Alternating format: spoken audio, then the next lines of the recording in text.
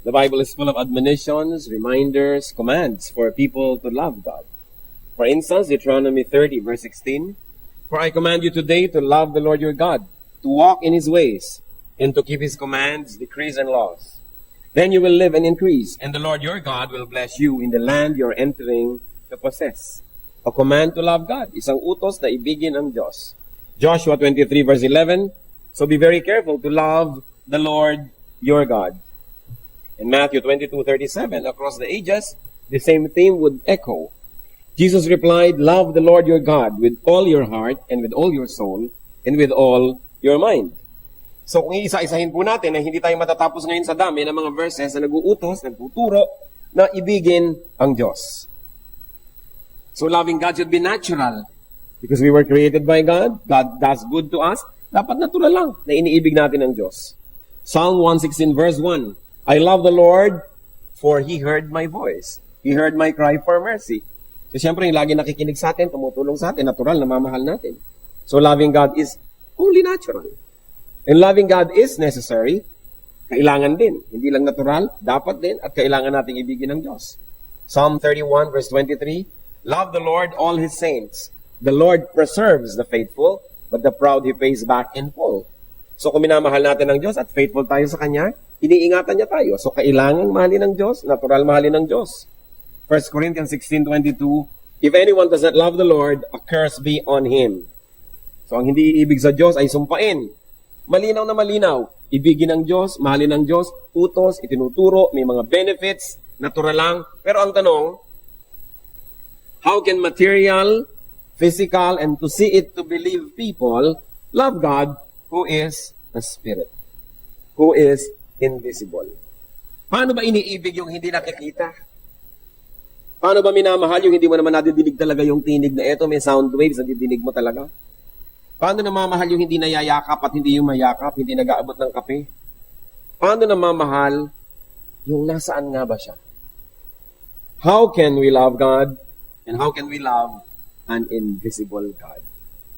Yan po ang pamagat ng ating pag-aaral at mapagpalain tayo ng Panginoon at magpakilala pa siya ngayon ng higit sa dati. Salamat, Panginoon, maaari po kaming magbulay-bulay, mag-aral na yung salita. At dahil inuutos Diyos, itinuturo na kayo mahalin, ituro nyo nga sa amin kung paano ginagawa ito, gayong hindi namin kayo nakikita. Reveal yourself to us in many and deeper ways. And Father, may you enable us to really love you. As we study this topic, be our teacher, please. Be our speaker. Lift us up out of ignorance, out of being underinformed, out of little knowledge, so we can know you more. We can love you more. Father, release us from the bondage of darkness. Hayaan nyo kaming makakita ng dapat makita, makarinig ng dapat marinig, matuto ng dapat matutunan.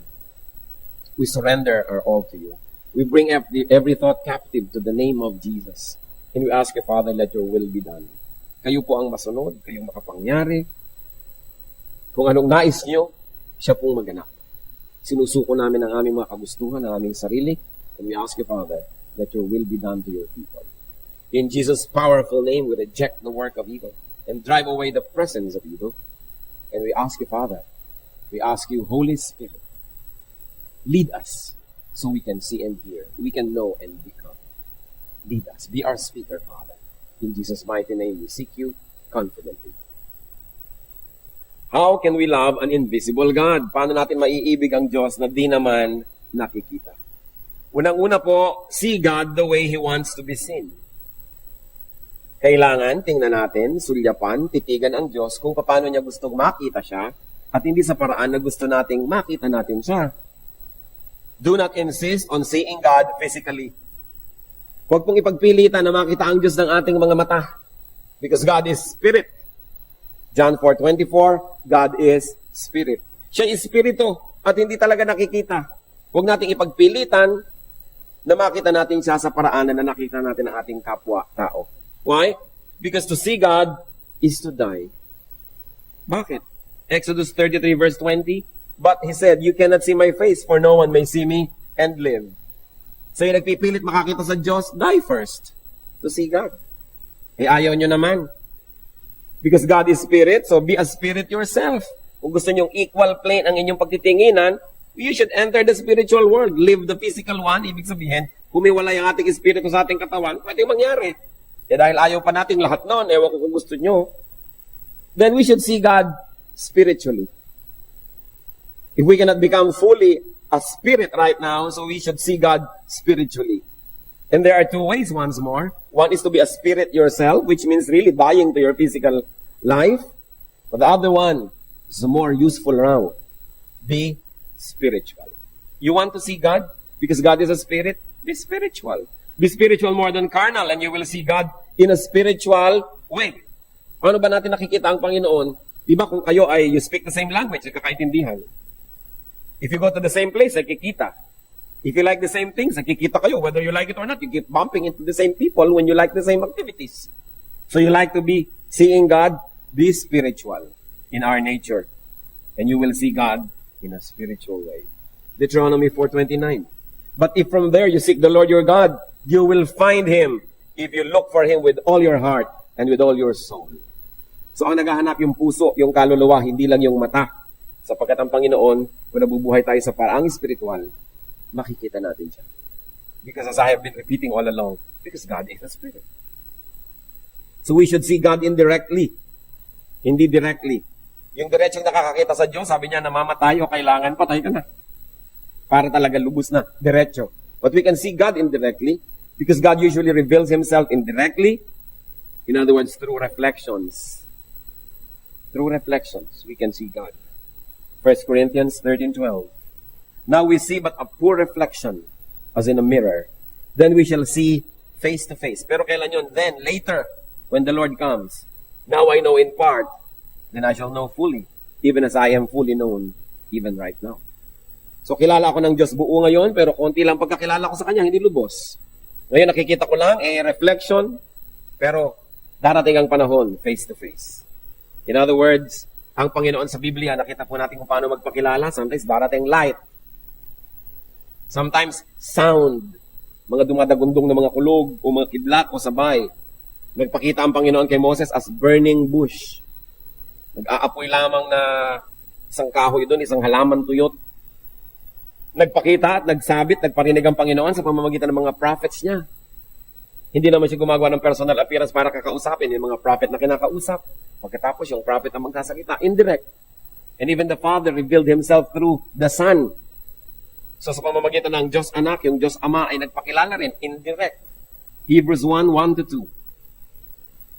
In the past, God spoke to our forefathers through the prophets at many times and in various ways. But in these last days, He has spoken to us by His Son, whom He appointed heir of all things, and through whom He made the universe.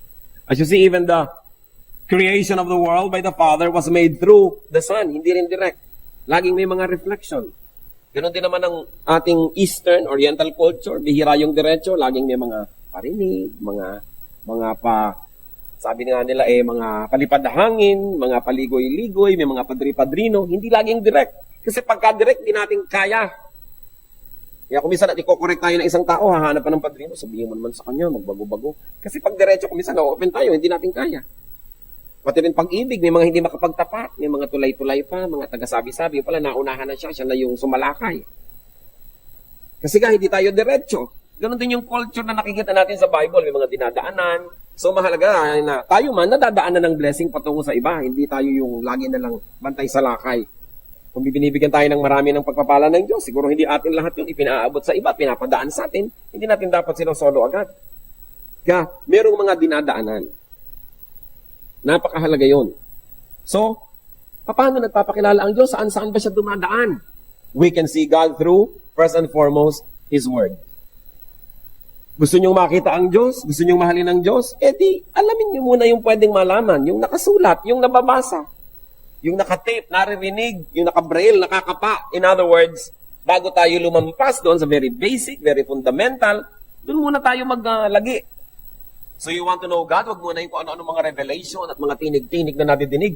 Know God first through what He has already said and what is already written in the Bible.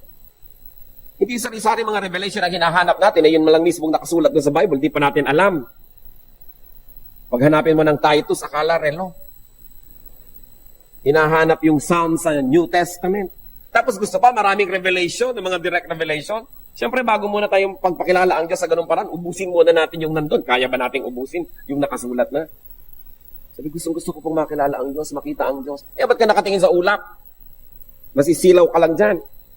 Papasukan ng kulisa pang iyong mata. Yumuko ka doon sa Biblia mo, tingnan mo, dahil makikilala mo at makikita mo doon ang Diyos. Because we can know God through the Word. 1 Samuel 3:21. The Lord continued to appear at Shiloh, and there He revealed Himself to Samuel through His Word.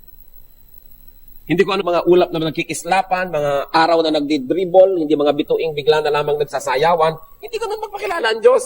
Nagpapakilala siya sa nakasulat niyang salita. Hindi ko ano mga kababalaghan, mga pangitain. Kasi kadalasan yung iba nag-hallucination na, sari-sari ang nakikita. Unahin muna what is known and what is seen and what is visible and readable. And then see God the Father through God the Son, through the Lord Jesus Christ. And of course, not His physique. Hindi na naman yung katawan.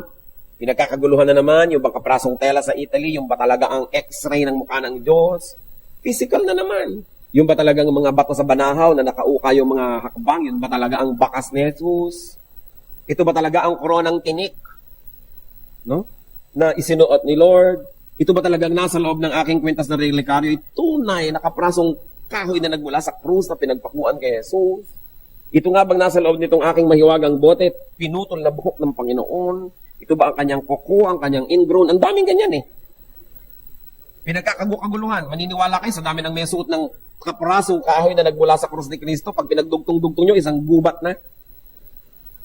At bakit mga yung gustong maniwala ay naniniwala agad, samantala ang mga Hudyo ay sinusunog ang kahoy na pinagpapakuan ng namamatay. So ano nga abutan nyo? So alam na alam nyo. Meron pa nga sa Italy, isang buong bahay. Dinadayo ng karami-raming tao. Dahil sabi, doon daw sa bahay na yon, ipinanganak ang Panginoon. Bakit nasa Italy? Binuhat daw ng mga anghel. Maraming naniniwala.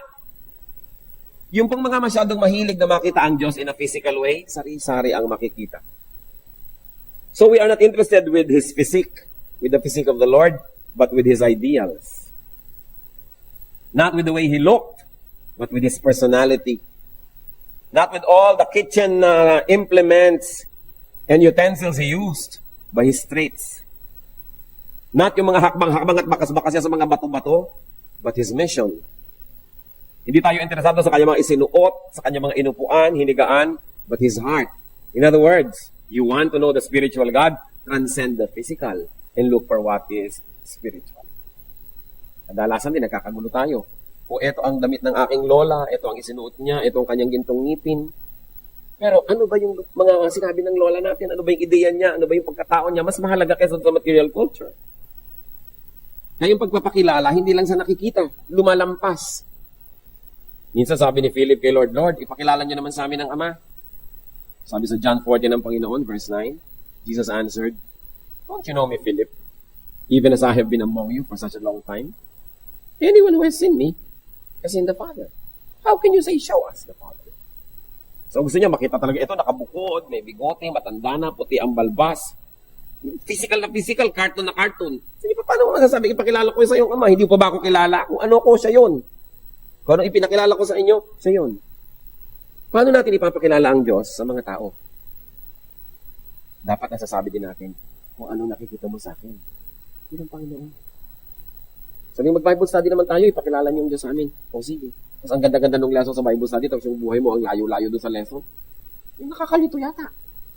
Kasi ang tunay na pagpapakilala sa pamamagitan ng ipapakita natin kung ano naging epekto sa atin, ang ipinapakilala natin.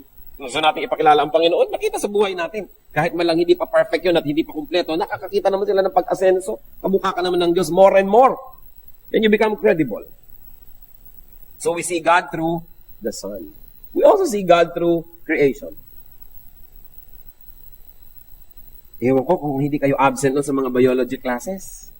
Titingnan nyo sa ilalim ng microscope, sa loob ng microscope, yung mga kung ano mga cells. Makikita nyo na may Diyos. Bakit ganito? Yung mga cells na gumagawa ng pagkain sa halaman, nandun sila sa ibabaw ng dahon at wala sa ilalim kasi nandun yung araw. Paano nila nalaman doon sila pupunta? Kaya nalilito sila pag dinedekorasyon na ng ilaw yung halaman, may ilaw sa ilalim, nalilito yung cells kung saan pupunta. Pero meron silang dapat kalagyan. Pag tumingin kayo sa kalawakan, gumamit kayo ng mga kung ano-anong telescopes. Nakikita nyo, may Diyos. May designer eh. Kung nakikita nyo, bakit nga ba ang buko? Bakit ang nyog? Ang kapal ng balat. Kasi sa taas ng puno, pag nalaglag yung bunga, kung walang kutsyon, edi nabiyak.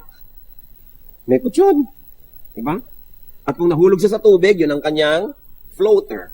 Lulutang. Madadala ng alon sa kabilang pulo, dadami yung nyog. Kasi alam niyo naman yung creation, utos ng Diyos, magparami kayo. Kaya pati nyog, nagpaparami, lumulutang sa tubig. O yung mga puno ng nara, yung mga bulaklak nila, merong laki-laking parang pakpak. Para pag nalaglag, dadali ng hangin sa malayo, makakapagtaning din sa malayo. Yung iba naman, ang tatalino, nagpapatuka sa ibon. Kasi ang tamis nila. Tutukain ng ibon. Alam niyo kung ano mangyayari sa ibon? Pagdating banda sa malalayo, sige, syempre, what comes in must come out. O dito naman lalabas yung buto. O doon na natanim, may kasama pang fertilizer agad. Tutubo na naman. Alam niyo may Diyos. Pag nahiwa kayo, bakit nag-aampat yung dugo pagkatapos nun? Ang nangyayaring proseso. Kung paano yung mga cells natin ay sumasabog pag nasa may mga bunga dito at may oxygen and they release threads like thrombins. Nagiging parang mga net. Sinasalo nila ngayon yung mga ibang cells ng blood. Kaya sila naaampat. Pag nahahanginan, tumitigas. So, tumitigil ang pagdugo. Alam nga namang tsamba yun. Kaya sabi sa Colossians 1:15, He is the image of the invisible God, the firstborn over all creation. And Romans 1:20, For since the creation of the world, God's invisible qualities, His eternal power and divine nature, have been clearly seen, being understood from what has been made, so that men are without excuse. Sabi, mula pa noong umpisa, nung nilikha ang Diyos, ayan nagpapakilala na ang Diyos mula sa mga bagay na kanyang nilikha. Hindi mo na kailangang akyatin yung langit para mo siya makita. Biyakin mo lang yung nyog. Malalaman mo na, ang linis naman ng tubig nito. Paano nangyari? Hindi ba kayo nagtataka ang mga halaman? Yang lupa, pareho lang naman. May puno ng siniguelas, may puno ng mangga, may puno ng kamatis. Pare-pareho lang ang sinisip-sip nila ng nutrients, pare-pareho lang lupang nananiman. Ang bunga naglalabasan, iba. Pag dumaan na sa kanila, napipili nila na, itong ilalabas ko, yung ganitong lasa, yung ganun. May creator. Kaya sabi, walang excuse ang tao. Para hindi yung sabihin, hindi ko naman kasi nakita ang Diyos. Huwag mo kong sisihin na hindi naniwala. Wala naman ako nakitang proof. At ang lagay, lahat ay tsamba. Bakit yung mata natin nakakakita? Bakit kurap ng kurap? Hindi mo na iniisip kumurap. Alam ka namang may tatalsik, iisipin mo pang kumurap. Kurap, natalsikan ka na. So nagkukusa na. Inuutusan nyo ba ang puso nyo pumintig lagi? Kahit tulog nga kayo, pumipintig. Kasi, may designer. Sabi siya sa creation of the world, the invisible nature of God is seen through the visible things that He created. So, nakikita pala natin ang Diyos. Huwag kayo magreklamong di natin nakikita. Hindi ba yung mga katutubo, lalo yung mga Indian sa mga pelikula, titingnan nila, may apoy dito, alam nila, 3 hours ago may nagsindi dito. Nakita lang nila yung ginawa, alam nilang may gumawa. Titingnan nila yung mga bakas-bakas sa mga hayop, alam nilang, may hayop na dumaan dito, may bakas eh. Ano ba ang bakas ng Diyos sa buhay natin? Kailangan pa ba natin siyang makita literally para maniwala?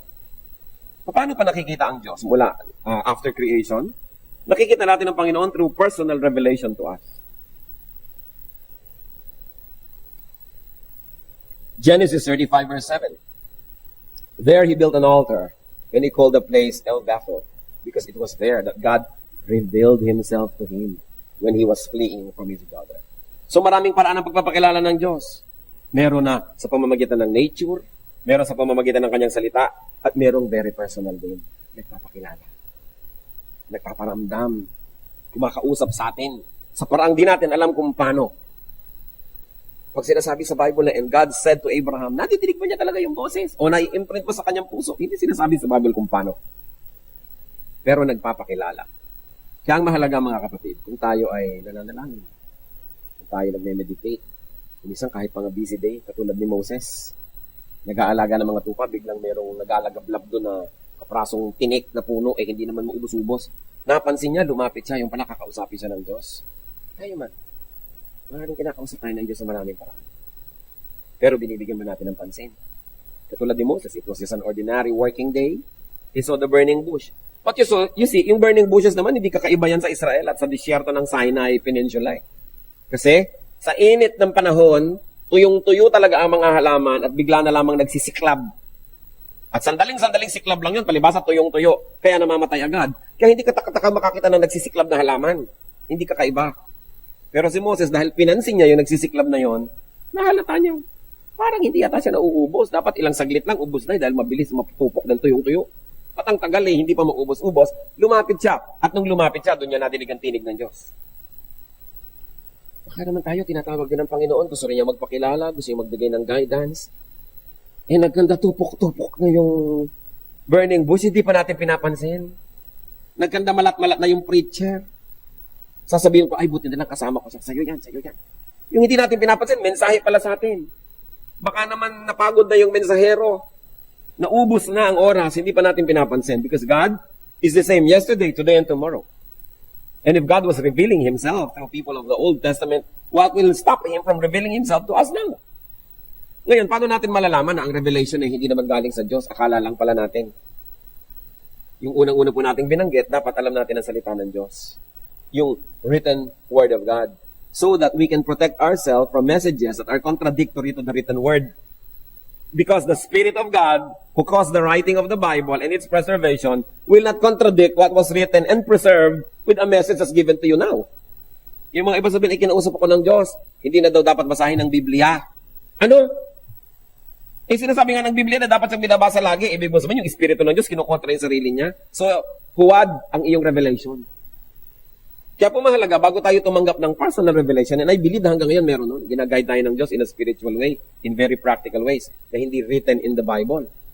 Mag-aasawa ka, ang choices mo, si A, B, C. Alam nga naman humanap ka ng verse para ituro niyang A, O, B, O, C. Wala. Kailangan natin ng guidance ng Diyos. Magne-negosyo ka, ano ba, magtatayo ba ako ng tindahan ng gulong, o magtatayo ba ako ng vulcanizing na panggawa ng gulong? O ano bang gagawin kong negosyo? Wala yun sa Bible. Pero interesado na ng Diyos sa detail ng buhay natin na yun. Meron siyang perfect will for all of us. So, kailangan yung revelation. Ano bang gagawin ko sa kapatid ko na to na kumukupit sa akin? Papabayaan ko? Hihiyain ko? O nakalagay siyempre sa verse, sa Bible ko anong gagawin natin. So, hindi mo na kailangan halimbawa ng extra revelation. Nagdadalawang loob ka, ano bang gagawin ko dito sa asawang ko? Hihiwalayan ko kaya to? Alam mo, sabi sa Bible na, ang mag-asawa ay mag-asawa habang buhay. So, bakit mo pa iniisip yan? Anong revelation ang inaantay mo? Yung sulsulang ka ng revelation na gawin mo yung gusto mo? Na contradictory sa nakasulat. Kaya meron po mga tao masyadong mahilig sa revelation, alam nyo? Kasi gusto nilang takasan yung written word of God, humahanap sila ng ibang maisasangkalan para gawin yung gusto nila. Kaya kailangan, tayo may naniniwala sa present day revelation, unang-una, it must be referred to the word of God. Because the revealed will to you will not contradict the written word that has been revealed to everybody else since the start. Kaya na-check po natin, kaya mahalaga is to know God through His word. And then, there is also such a thing as personal revelation. So, nagpapakilala ang Panginoon. Tayo po na nabubuhay sa pagsunod sa Panginoon, nakikita natin yan, kinakausap tayo. At sa pagsunod natin, napapatunayan natin yun nga ang kalooban ng Diyos. Pero tiyakin po natin, bago tayo susunod sa anumang iniisip natin na revelation, i-refer muna sa written word of God. And that is the standard by which we measure the authenticity of whatever revelation we receive. How else can we see God? Believe it or not, but you can see God through yourself. Nilikha tayo sa wangis ng Diyos. Nakikita din natin ng Diyos sa pamamagitan natin. Nananalamin tayo, hindi physically but spiritually, and we see God. Nakikita rin natin yung kabutihan niya, yung kanyang pag-ibig, yung kanyang kabaitan. Minsan nakikita rin natin yung kanyang pagdidisiplina. Nakikita natin yung kagustuhan nating maging tama at itama ang nasa paligid. Nakikita natin yun because God also reflects His image on us. 2 Corinthians 3:18. And we who with unveiled faces all reflect the Lord's glory are being transformed into His likeness with ever-increasing glory which comes from the Lord who is the Spirit. So you want to see God? Look at yourself. Look at other people also, especially those who are growing in the Lord. You will see parts of God. You will not see the whole of God, but you will definitely see parts of God. So ano pong makakonclude natin? That God is not really invisible. That God is not really impossible to see. Kaya lang, hindi natin dapat ipilit na makita siya in a physical way. Those who insist on seeing God physically end up making their own gods. Yan ang panganib. Yung nagpipilit na makita ang Diyos sa isang paraan na physical, sa pamamagitan ng mata, mahipo, sa pamamagitan ng kamay, ay gumagawa at umiimbento ng kanilang mga Diyos-Diyosan. At itong dahilan, kaya naging talamak ang idolatry. Hindi kontento ang tao na makita ang Diyos sa spiritual way, through His reflection, indirectly, through His Word. Gusto pa nila physical masyado. Kaya gumagawa sila ng mga Diyos-Diyosan. Psalm 115, verses 2 to 8. Why do the nations say, where is their God? Hinahanap daw ng mga bansang hindi mananampalataya. O nasaan ang Diyos nyo? Nasaan? Patingin. Our God is in heaven. He does whatever pleases Him. But as for these people, na gusto nakikita ang Diyos, but their idols are silver and gold, made by hands of men. They have mouths but cannot speak, eyes but they cannot see. They have ears but cannot hear, noses but cannot smell. They have hands but cannot feel, feet but they cannot walk, nor can they utter a sound with their throats. Those who make them will be like them, and so will all who trust in them. So itinatanong dito, bakit ba tinatanong ng mga taong ayaw maniwala sa Diyos kung nasa ng Diyos natin? Ewan ko kayo, kung natatanong kayo ng mga kamag-anak nyo, o magsisimba na naman kayo, wala naman kayong Diyos doon. Nasaan? Patingin. Kailangan nahihipo, nahahaplos, o pupunasan, nakikita. Sabi niya, yan daw sinasabi ng mga nations, where is their God? Sabi niya, our God is in heaven. Wala dito. Spiritually, narito, pero ang kanyang lubos na presensya, wala rito. At ginagawa niya kung anong dapat gawin, pero ang mga Diyos-Diyosan daw, nung mga gusto yan, ayan, silver and gold. Gawa lang ng kamay ng tao. May bibig, may labi, pero di nakakapagsalita. May mata, pero di nakakakita. May tainga, pero hindi nakakarinig. May ilong, pero hindi naman nakakaamoy. May kamay, pero wala namang magawa at walang maramdaman.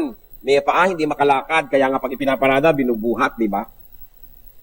Kung naglalakad ba naman mag-isa, baka maniwala pa ako. Hindi, bubuhatin ko, tapos sasambahin ko, ako lang nagdadala sa kanya. Bakit? Sabi, hindi naman sila nakakapaglakad. Pag natumba, kailangan mo itayo. Pag umulan, kailangan mong payungan. So, bakit ako hihingi sa kanya ng proteksyon? Sarili nga niya, hindi niya ma-protect. Sabi, they cannot even utter a sound with their throat. Sabi, in other words, wala silang magagawa, wala silang kayang gawin. At ito malungkot. Those who make them will be like them. In other words, yung gumagawa niyan, yung nananampalataya dyan, ganyan din, wala ding magagawa. Tulad din nung kanilang pinananampalatayanan. So the nations ask, where is your God? Ang kailangan, visible. What is wrong with gods that can be seen? Konting isip mga kapatid. Anong problema kung may Diyos na nakikita? Anong problema dito sa mga pinag-uusapan ng mga Diyos-Diyosan? They cannot see. And you know why? They cannot see you. Because they cannot see. They cannot speak, they cannot hear, they cannot smell, they cannot feel, they cannot walk. In other words, they are helpless. So those who make them will also be like them. Ano po ang malaking problema kung nakikita ang Diyos? Because a God that man can see, a God that man can perceive, a God that man can contain in His eyes, is less than man. Is inferior to man. Pag kaya niyong pagkasyahin sa inyong mata, hindi yun mas mataas kaysa sa inyo. Kaya pag tinignan natin ang kalangitan, kasya niyo ba pagkasyahin lahat?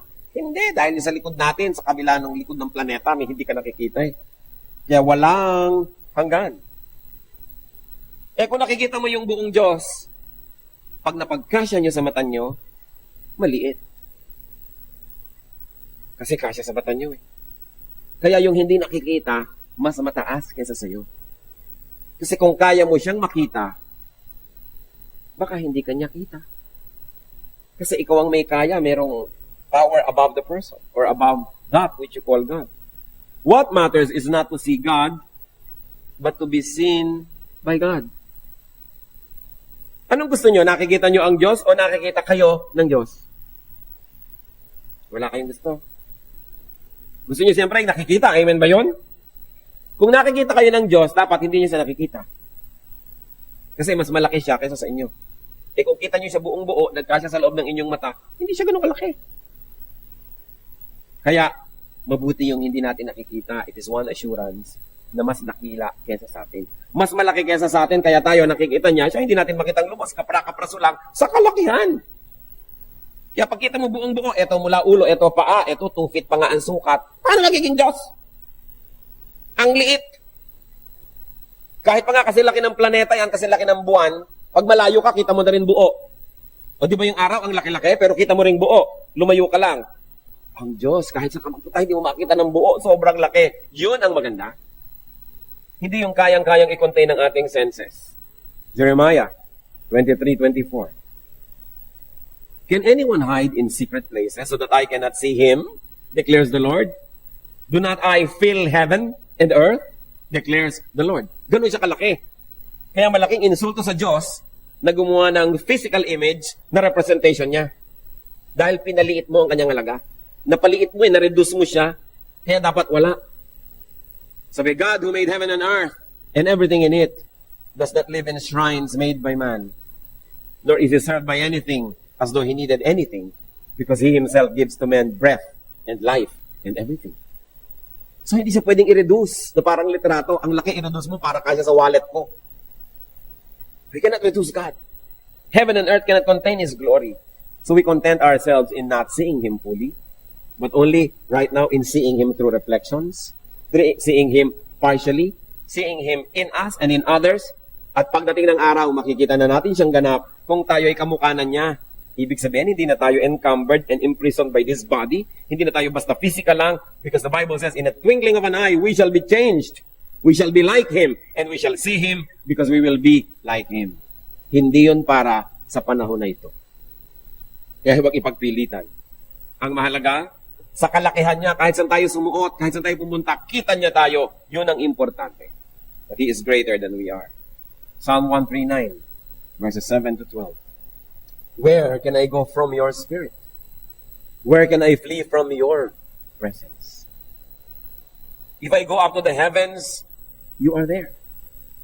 If I make my bed in the depths, you are there. If I rise on the wings of the dawn, if I settle on the far side of the sea, even there, your hand will guide me. Your right hand will hold me fast. If I say, surely, the darkness will hide me, and the light become night around me, even the darkness will not be dark to you. The night will shine like the day, for darkness is as light to you. Sabi, paano ko magtatago sa Diyos? Paano ko pagtataguan? Paano ko iiwasan? Kahit maakyat ko ang langit, yan naman ay kung kaya ko, syempre, nandun kayo. Ngayon, sumisid ako sa pusod ng dagat, kalalim-laliman sa Philippine Deep, o sa Marianas Trench, andun pa rin kayo. Kung makakasaya ko sa pakpak ng bukang liwayway at salubungin ko ang araw, pagdating ko doon, naroon pa rin kayo. Kahit tumawid ako ng dagat at pagpunta sa pinakamalayong ibayo, naroon pa rin kayo. Kaya kahit saan ako magpunta, natutulungan niyo ako. Your hand will guide me. Ngayon, kung ako na may gumagawa ng mga kamalian, nagtatago pa sa dilim, sabihin ako, baliwala. Kasi ang dilim ay liwanag din sa inyo. Walang kayang itago sa Diyos. We cannot see God, but He sees us. Is that not wonderful? Walang pwedeng ilihim. Kung gayon, wala rin tayong suliraning di niya alam. Wala tayong mga iniisip na mali na di niya alam. Wala tayong mga pandarayang di niya alam. Wala rin tayong mga pangamba, takot at pangangailangang di niya alam. Napakabuti na lang di natin siya kita at kita niya tayo. Hindi tayo ang tagapag-protect niya. Siya ang protector natin. Hindi kung gumagawa ka ng mga Diyos-Diyosan, nananakawan ng mga alahas, nananakawan ng mga baro, ikaw ngayon nagbantay ng bantay, imbes siya ang nagbabantay sa'yo.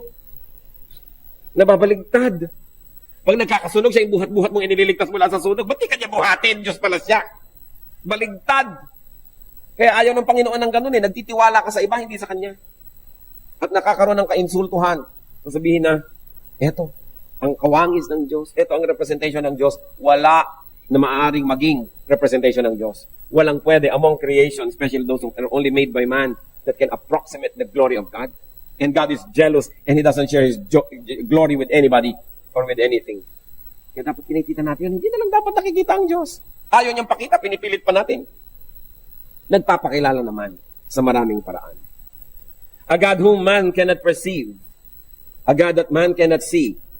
A God that man cannot contain in His eyes is above man. Therefore, that God is God. Hindi kayang mapagkasya sa isang lugar. Hindi kayang magkaroon ng representation. And those who do not see and believe, those who believe, and those who love, despite not seeing, are blessed. Yung umiibig sa Diyos, kumikilala, sumusunod, kahit hindi nakikita ang Diyos, yun daw ang pinagpala. John 20, verse 29. Then Jesus told him, because you have seen me, you have believed. Blessed are those who have not seen and yet have believed. Kung minsan maririnig mo sa mga Kristyano, mabuti pa sila Peter, no? Mabuti pa sila James, nakita nila ang Panginoon, pinagpala naman sila. Pero sabi ni Lord, kayo nakakita sa akin at naniwala, natural lang, nakita niyo ako eh. Anong katakataka doon? Pero yung hindi nakakita at naniwala, yun ang lubos na pinagpapala. Sapagkat yun ang mas mataas na uri ng pananampalataya. 1 Peter 1:8. Though you have not seen Him, you love Him. And even though you do not see Him now, you believe in Him and are filled with an inexpressible and glorious joy. Yun daw po ang malalim na pagkakilala, yung hindi mo nakikita, yung naniniwala. What is important, brothers and sisters, is not to see God, but to be seen by God. So, love God the way He wants to be loved. Remember, ang pinag-uusapan po natin, how can we love an invisible God? Point number 1 natin is, see God the way He wants to be seen. At lahat ng diniscuss natin, may kinalaman doon. Pangalawa, love God the way He wants to be loved. Not the way we want. Treat God the way He wants to be treated, not the way we want to treat Him. John 4:24, God is spirit, and His worshippers must worship in spirit and in truth. In other words, we want to love God, we love Him in spirit. How do you love God in spirit? First of all, fellowship with God in spirit, in the spirit. In other words, be spiritual. We can fellowship with God by being spiritual. How is that done? By being like Him in character. Pag yung character natin magkamukha, may genuine fellowship. Tulad ng mga dating mga anak, sons and daughters, hindi maintindihan ng magulang nila. Nung naging magulang na sila, yun, naintindihan na nila yung magulang nila. Mas nagkaroon ng connection, nagkaroon ng fellowship. Nagkakaroon tayo ng connection and fellowship with God. We get to understand God. We get to know more God. When we become like God in character. Katulad ng hindi mo naiintindihan yung mga manager sa opisina. Nung naging manager ka, naintindihan mo. Then you can have genuine fellowship because you really understand each other. Because you know each other. You say, now I know Him, kaya pala. So paano natin makikilala ang Diyos? By being like God in our character. Pagka nagpapatawad na tayo ng mga mahirap patawarin, pag nagbibigay na tayo sa mga hindi karapat-dapat bigyan, pag nagmamahal tayo sa mga hindi kamahal-mahal, nalalaman natin, ganoon pala ang nadarama.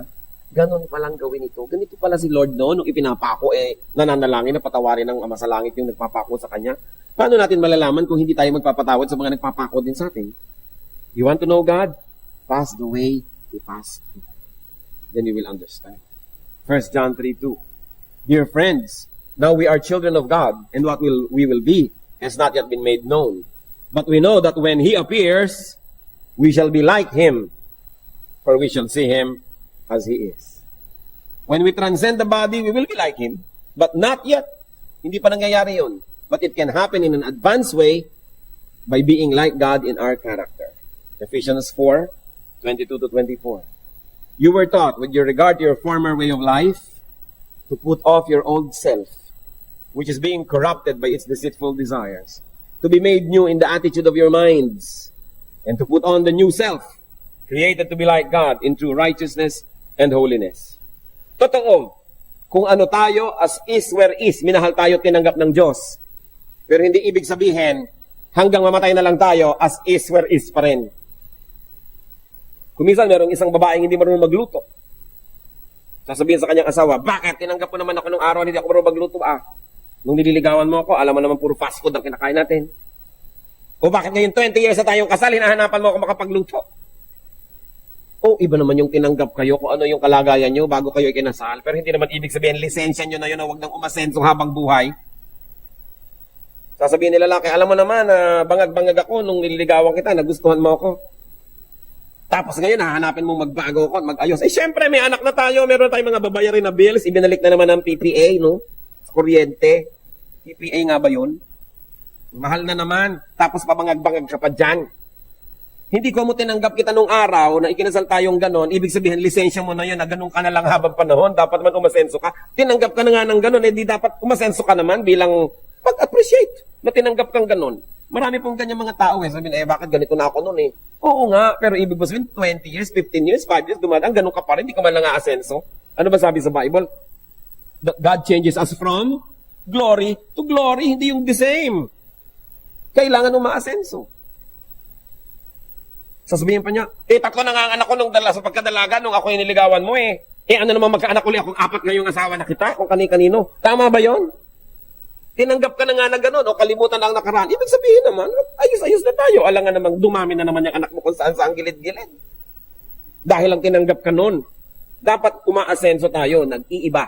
We become better and better. So sabi, you were taught in your former way of life to put off your old self. Kailangan magbago. Put on the new self. And by that way, we will know God more and more. Habang nagiging deeper ang ating kabanalan, doon natin nakikilala ang Diyos kasi siya'y banal. Paano mo ba nakikilala yung banal? Di magpakabanal ka rin. Matthew 5:48. How can we love God? By being spiritual, by being like Him in character. Matthew 5:48, be perfect therefore, as your heavenly Father is perfect. So we are to be like God. How do we know God more? By doing His deeds. John 14:12. I tell you the truth, anyone who has faith in me will do what I have been doing. He will do even greater things than this, because I am going to the Father. And as we work side by side with God, then we will know God. Napakaraming paraan para makilala at mamahal ang Diyos. How else do we love God? Love God in truth. Kanina sinabi natin, love God in spirit. Ibig sabihin sa ating character. Now naman, you love God in truth, in practice, in deeds concerning our daily life. We are to be like God in character, we will know Him more. We are to be like God in deeds. And when we do what He does, especially deeds concerning His church, then we will know Him better. Matthew 25:45. He will reply, I tell you the truth, whatever you did not do for one of the least of this, you did not do for me. So ano pa palang ginagawa ng Panginoon? Hinahanap niya sa atin na gawin yung mga ginagawa niya sa tao, sa church, yung mga ginawa ng Panginoon, dapat din natin gawin. Yung ginawa niya sa kanyang creation, what He did to His creation, inaruga, minanage, dapat ganun din ang gawin natin. And then we take care of nature, when we take care of the environment, we get to know God more, who is the creator of such environment. And when we do His will, we will know Him more. Seeing God spiritually results in strength and courage. Anong nagiging bunga pag lalo natin siya nakikilala? By being like Him in character and in deeds, that's how we see Him spiritually. That's how we know Him spiritually. Nagiging tayo malakas. At nagkakaroon tayo ng lakas ng loob, paninindigan. Hebrews 11:27. By faith, referring to Moses, he left Egypt, not fearing the king's anger. He persevered because he sought Him who is invisible. Bakit daw tinalikuran ni Moses ang karangya ng Egyptian court? Bakit sumunod siya sa kautusan ng Diyos? Dahil nakita niya yung invisible God. Dahil nagpakita ng reflection, nagparinig ng tinig, ipinakita ang kalooban niya, at nung sinunod ni Moses habang sumusunod siya, lalo niyang nakilala ang Diyos. Not physically seeing God is not a disadvantage. The unseen God is great. The unseen is greater. What you see is less than you. Those that you cannot completely see are greater than you. Hebrews 11:3, by faith, we understand that the universe was formed at God's command, so that what is seen was not made out of what was visible. Ang lalim naman ng verse. Lahat daw ng nakikita natin ngayon, ginawa ng Diyos not from visible, but from the invisible. In other words, dati invisible yan. Dati dapat itong coaster na to invisible. Itong mic na to invisible. Ako dapat invisible. Kayo invisible. Pero mula sa invisible, ang kapangyarihan ng Diyos turned it into visible. Kaya nga nalikha yung earth, nalikha yung hangin, nalikha yung sun, nalikha yung lahat from nothing. From another form. In other words, the present form of anything has an equivalent in another consciousness, in another level of understanding, in another degree of spirituality. Kaya napakahalaga na maintindihan natin yun, na dalawa yan, hindi lang yung nakikita, may katumbas yan. Parang yung pera na hawak nyo, may katumbas na gold yun sa central bank. Pag walang katumbas, fake ang pera. So lahat ng nakikita rin natin sa physical world, may katumbas sa spiritual world. Katulad ng limbawa, nakita nyo yung asawa nyo na kasi mangot. Anong katumbas doon sa spiritual world? Siguro galit sa inyo, siguro naiinis, siguro nagsiselos. Kaya merong spiritual reason kaya naging ganda ng itsura ng mukha niya. Meron naman nakangiti. Ang pagkakangiti, hindi mo talaga mapigil. Mo in love ka, no? Di ba madaling makita yung ngiti ng in love? O ano yun? May spiritual reality, meron siyang love, lumalabas sa physical world. Yung physical, nagpapakilala lang doon yung spiritual. Kaya kung gusto nyong tunay na magwagi, hindi physical to physical ang labanan. Spiritual. Kasi sabi sa Bible, our battle is not against flesh and blood, but against powers in the air, against principalities. So kung gusto natin magtagumpay, halimbawa, gusto nyo mawala ang aswang sa buhay nyo, hindi kayo magpapakita ng kaprasong krus na kahoy kasi physical lang yun. Anong kaya nun sa spiritual aswang, halimbawa, mga meron nun? Kailangan prayer. Kailangan a holy life. Kailangan relationship to God, which is in the spiritual reality. Doon pa lang sa spiritual level, pwedeng labanan yung mga masasamang espiritu. Pero lalabanan mo ng tubig, wisik-wisik, anong mangyayari? H2O lang yun. May butete pa kumisan. Natatakot ka sa aswang, bawang ang ilalagay mo. Eh kung espiritu ng aswang ang nagpapalakas sa kanya, bakit siya matatakot sa bawang? Samantalang nakita niyo si Satanas sumaharap sa Diyos, sa Book of Job. Bakit mo ngayon maitataboy ng tubig? Bakit mo itatapos ng picture? Bakit mo maitataboy ng kung ano-anong mga props? Paano mo maitataboy ng physical? Yung spiritual, mas mataas ang level nun. Kaya dapat ang labanan sa spiritual. Halimbawa, lagi na lamang akong kinakaya-kaya ng aking mga pagnanasa, kaya some people will fast. So that they will deny the body, they will deny the urges and the desires para makarating sila doon sa spiritual level, and through prayer and a godly life, doon sila lalaban at doon na nanalo. At pag doon tayo lumaban, walang talo because God is already victorious. So nagagalit ako sa iyo, galit na galit ako, anong gagawin ko? Habulin kita ng taga. Pwede ba akong manalo? Manalo man ako, nakulong naman ako, nag-guilty rin ako, talo pa rin ako. So anong gagawin ko? I'll fight you in a spiritual way. I'll pray for you. At kung sobra kang nakakainis para ako magwagi, matatawarin kita. Paano mo pa ako maiinis? Nagpatawad na ako. Di panalo ako. Kaya dapat espiritu ang panlaban. Hindi physical. Our battle is not against flesh and blood, but against powers in the air, against principalities. The only way to fight them is to go to the spiritual level and wage the battle there. How do you do that? By living a spiritual life and by using spiritual tools in the name of the Lord. And when we do that, we can never fail. Because Jesus Christ is victorious.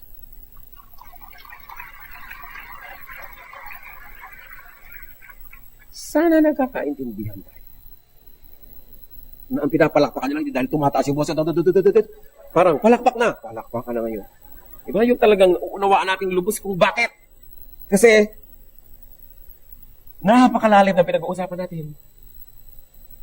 So, hindi pwede na gusto nyong palayasin yung masasamang espiritu, maglalagay ka ng mga kung ano-ano mga revolto dyan. Kakoy, chok. Paano iiwasan ng espiritu? Lampas doon ang kapangyarihan nila. Kaya ang panglaban natin, espiritu ng Diyos. Paano natin nakikilala ang Diyos? Hindi rin sa pamamagitan ng mga physical na yan. Lilipat tayo doon sa spiritual level. How do you do that? By being clean, by being godly, by being spiritual, by being honest. Then lumalampas tayo.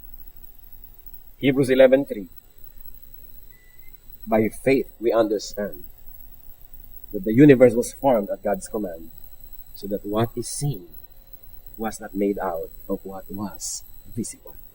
Nire-review lang natin. Yung nakikita natin, merong equivalent sa kabilang daigdig yan. So, eto halimbawa, itong pamangkin mo, ang sama ng ugali, hindi makukuha lang yan sa palo, kahit ikadena mo yan. Hindi makukuha lang sa psychology. Kailangan labanan mo yung espiritu na nagpapagawa sa kanya noon. Pupunta ka sa spiritual world, doon mo siya igagapos. Tapos, pag natalo na siya doon, susunod na yung katawan, matatalo din. Lagi, it is won or lost in the spiritual world. Kaya halimbawa, may tumutukso-tukso sa inyo.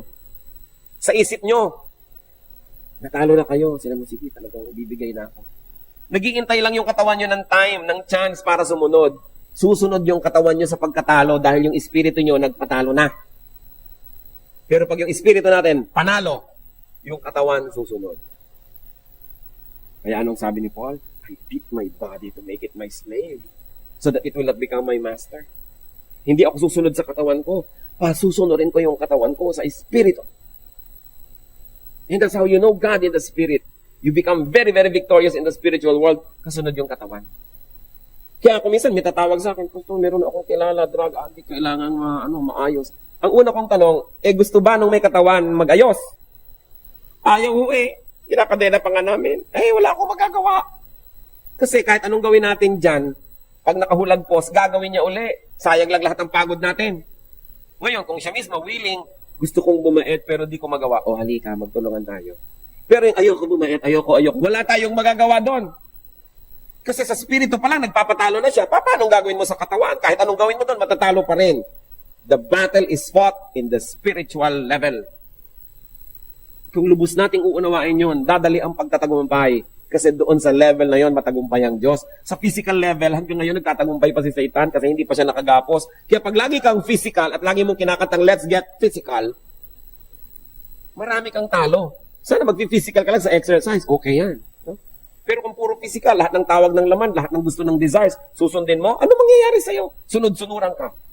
Kaya po yung mga sunod-sunod sa katawan nila, yung sunod-sunuran, para mga hibang. I'll walk a mile for a camel. Can you imagine? Maglalakad 1 milya para laki makapanigarilyo? Natutuwa pa't ipinagmamalaki? Alipin ka nun.